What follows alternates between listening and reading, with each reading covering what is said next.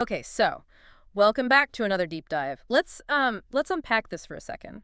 Imagine a world where the very systems that are designed to protect you, Right. whether that's, a vaccine you rely on, a starship's power grid, or even your own carefully guarded secrets. Well, imagine they suddenly start working against you. It fundamentally destabilizes how we interact with our environment. I mean, we build these systems, both physical and psychological, to basically offload our daily anxieties. Yeah, we trust the floor is going to be there when we step on it. Exactly. And when those invisible pillars rot from the inside, the threat isn't just the immediate danger. It's that sudden, terrifying realization that the floor beneath you is, never actually solid. Which brings us to today's topic. We are taking you on a deep dive into exactly that scenario. We've got this fascinating stack of mission logs from the USS Arawyn. A beautiful ship. Sovereign-class Starfleet vessel. Yeah, currently orbiting the colony of Lathira IV. And this deep dive is titled Silent Inheritance. We're going to look at what happens when invisible systems, biological, mechanical, emotional, just begin to quietly break down. And the incredible, sometimes really dangerous lengths a crew will go to in order to fix those vulnerabilities. To help us navigate this massive web of, medical mysteries and engineering miracles, we've got our expert here. Glad to be here.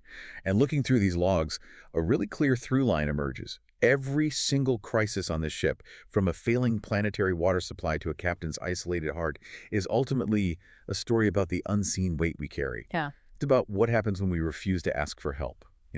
The structural integrity of machines and minds. So let's just jump right in. The inciting incident that kicks off this massive chain reaction is, it's incredibly small. Microscopic, actually. Right, it starts on the surface. Down on Lathira IV, there's this local pediatrician, Dr. Elian Morin, and she's examining a 2-year-old boy named Telen Varek. Just a standard checkup initially. Yeah, he has a mild fever, a faint rash, which, isn't unusual for a toddler at all. But then she notices this slight rhythmic tremor in his hands. Which is an immediate red flag. Absolutely. So she runs the blood panels, and the results come back positive for Novaryn-C. And that should be impossible. Novaryn-C is an aggressive viral pathogen that was functionally eradicated 40 years prior to these logs. 40 years. Yeah. And the pathology is just brutal. If you leave it untreated, it rapidly crosses the blood-brain barrier, it progresses to severe neurological damage, and eventually fatal encephalitis. So finding it in a modern colony is... Statistically impossible, yes. But the wild, terrifying part is that Talen is fully vaccinated. Right. The clinic logs verify it. The administration was perfect. The vaccine hasn't expired. It wasn't a bad batch or anything like that. So the Airline gets the distress call. And the ship's medical team beams down. Dr. Amberlin and Dr. Dunross team up with the science chief, Commander Sorvak. And what they discover is just wild. The vaccine hasn't failed at all. It's actively being blocked. Right. The science team isolates this specific synthetic polymer in the toddler's bloodstream. Where did that even come from? Well, it's a byproduct of the colony's industrial manufacturing. Over the years, it has just quietly leached into the public water supply. Oh, man. Yeah, and the chemical structure of this polymer happens to have a very high affinity for the specific carrier proteins used in the Novaryn-C vaccine. So it binds to them. Exactly. Once ingested, it binds to the vaccine's proteins, creating these dense, complex clusters and stopping the immune system from engaging. It's like, it's like having a highly trained bouncer at the door of a club. Okay, like this. But someone taped over his eyes. The bouncer is strong, he knows exactly what to do, but he physically cannot see the threat walking right past him. That's a perfect analogy. The antibodies are there, but the polymer is acting as a blindfold. But wait, I have to push back here. If this industrial polymer is in the colony's municipal drinking water, why are only the youngest children, the ones under 10, showing symptoms first? That's the big question. Right. Why isn't the whole colony collapsing? They've been drinking this water for years. Is it just a body mass thing? Like smaller dose, smaller frame? Body mass is a factor, definitely. But the underlying issue is developmental physiology. Dr. Dunross highlights this in her medical log. Okay, what does she say? Well, an adult's renal and hepatic systems, the kidneys and liver, they are fully mature. They can filter out or sequester a certain baseline of this polymer. Oh, so they're compensating for it. Exactly. They effectively compensate for the environmental toxin. But a toddler's organs are still developing. They lack that compensatory buffer. Children are always the canary in the coal mine for systemic infrastructure failure. They really are. They have incredibly narrow physiological margin for error. And the thing is, the adults are accumulating the polymer too. They just haven't hit their toxic threshold yet. Wow, which means this proves it's not just a pediatric emergency, it's a planetary engineering crisis ticking down to a mass casualty event. A massive one, yeah. But first, they have to save the kids who are currently in neurological decline. Right, so the science and medical teams start debating two very different solutions. Gorvak, coming from a pure science background, proposes an enzymatic approach. He wants to synthesize an enzyme to cleave the polymer backbone, right? Yes. Essentially chopping it up into smaller fragments so the body can flush it out naturally. Which sounds elegant. On paper, it is academically elegant. It directly neutralizes the complex. However, Dr. Dunross pushes back with clinical reality. Because if you violently break down a synthetic industrial polymer inside the bloodstream of a rapidly deteriorating 2-year-old, you risk creating toxic metabolic intermediates.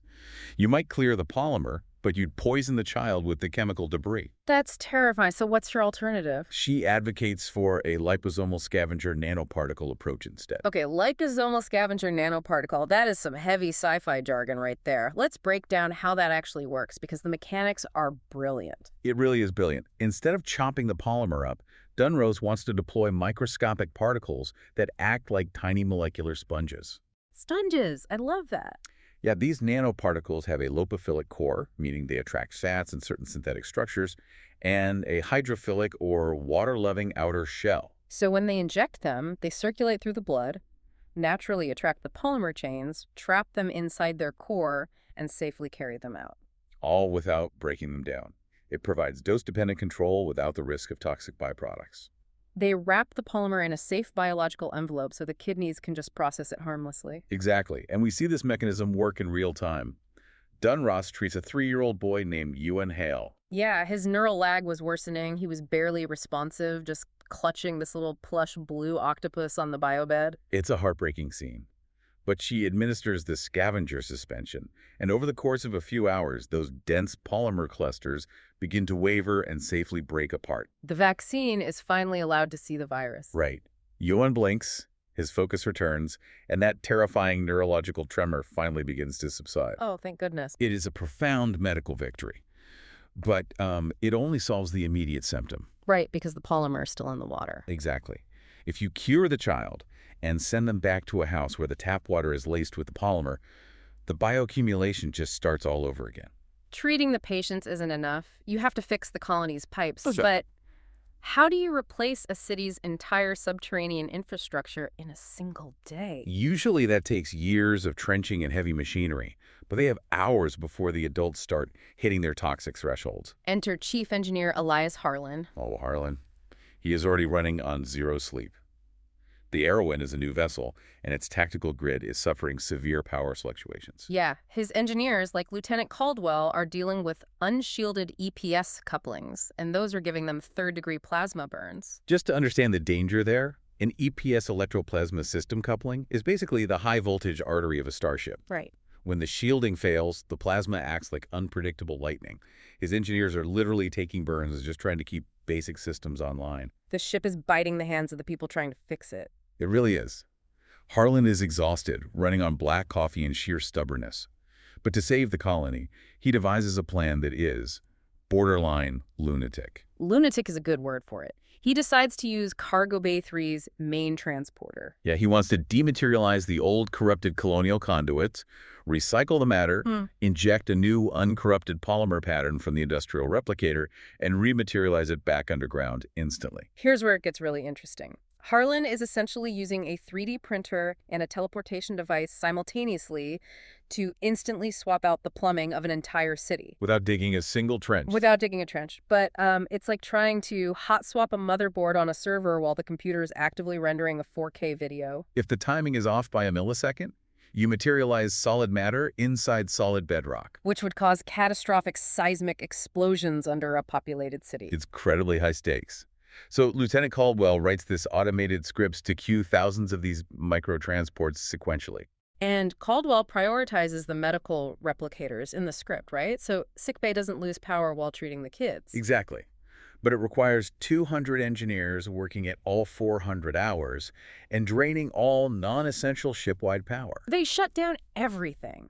Holodecks, environmental controls and empty decks, even the morning coffee replicators for the crew. Meanwhile, Science Officer Mira Quinn is looking at her anomaly sensors, and the data is just perfectly reflecting these extreme internal shifts. But I have to ask, isn't this incredibly reckless? We literally see the Vulcan doctor, Jorek, question why Starfleet engineers romanticize this kind of peril. Jorek makes a fair point from a Vulcan perspective. Right, like why push the ship and the crew to the absolute breaking point? Accepting severe burns and sleep deprivation seems like a massive logical flaw. A logical system preserves its own functionality to ensure long-term success, right?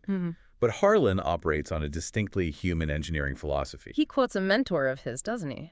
Yeah, he says, the book is a guide, not a straitjacket. In Starfleet engineering, personal peril is accepted as an unavoidable variable in the equation of survival. It's a calculated trade-off. Yeah, exactly. A plasma burn on an arm is an acceptable cost if it saves 10,000 lives on the planet below.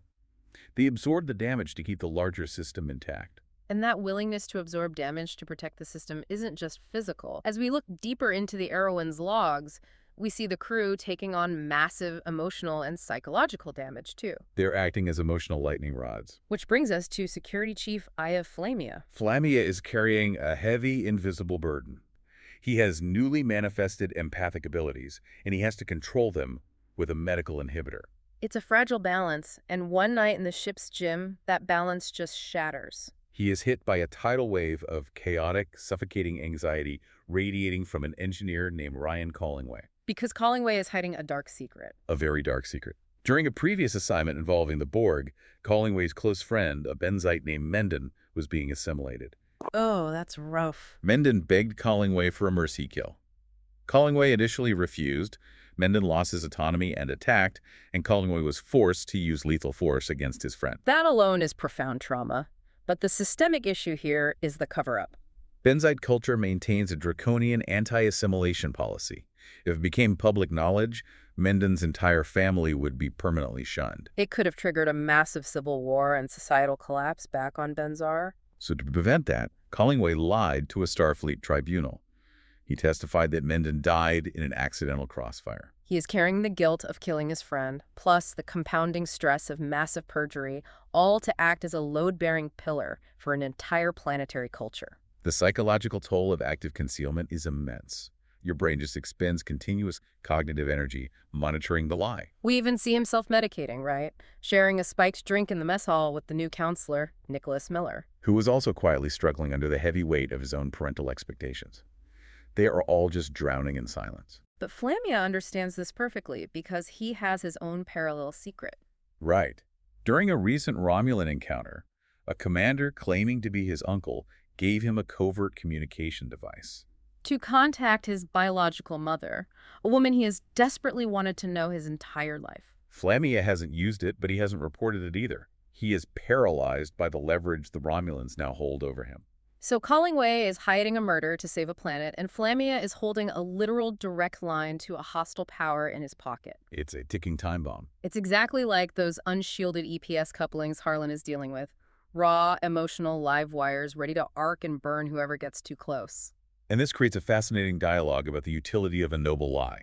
Yeah, at what point does a noble lie, like Collingway protecting Benzar, stop being a shield and start becoming a poison? Well, Flamia's personal holographic AI, Ignis, points out the flaw. Ignis says secrets are corrosive. Oh, that's so true. It really connects to the bigger picture of mental health on the ship. When crew members try to ground massive systemic trauma alone, they degrade their own structural integrity. The isolation makes the secret toxic. Flamia eventually realizes this and confesses to Captain Corbin. And her response is a masterclass in psychological leadership. The standard military response would be to confiscate the device and reprimand the officer. But she refuses to take it from him. She tells him that agency is more important than blind loyalty, right? Yes. If she confiscates it, he's just carrying her will. By allowing him to keep the device but requiring transparency, she removes the isolation. She effectively grounds the live wire so it can't spark a fire. But let's look at the sheer weight of what Captain Corbin is managing here. It's immense. All of these burdens, the sick children, the exhausted engineers, the crew drowning in secrets, it ultimately rests on the shoulders of one person. The gravity of the center seat. Yeah. We get a deeply personal look into her life. During shore leave, before all this started, she started a romance with a local farmer named Evan Calder. A genuine warm connection. But the absolute second the medical crisis kicks off, she flips a switch and shuts it down completely.